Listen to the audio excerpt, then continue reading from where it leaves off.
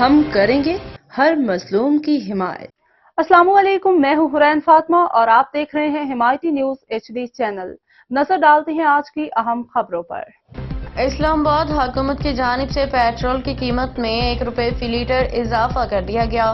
وفاقی وزارت خزانہ نے پیٹرولیم مصنوعات کی نئی قیمتوں کا نوٹیفیکیشن جاری کر دیا ہے۔ نوٹیفیکیشن کے مطابق پیٹرول کی قیمت 1 روپے اضافے کے بعد 253 روپے 63 پیسے فی لیٹر مقرر کر دی گئی ہے۔ نوٹیفیکیشن کے مطابق ڈیزل کی قیمت 254 روپے 64 پیسے فی لیٹر برقرار رکھی گئی ہے۔ حکومت کی جانب سے پیٹرول کی قیمت میں 1 روپے فی لیٹر اضافہ کر دیا گیا۔ وفاقی وزارت خزانہ نے پیٹرولیم مصنوعات کی نئی قیمتوں کا نوٹیفیکیشن جاری کر دیا ہے۔ نوٹیفیکیشن کے مطابق پیٹرول کی قیمت 1 روپے اضافے کے بعد 253 روپے 63 پیسے فی لیٹر مقرر کر دی گئی ہے۔ نوٹیفیکیشن کے مطابق ڈیزل کی قیمت 254 روپے 64 پیسے فی لیٹر برقرار رکھی گئی ہے۔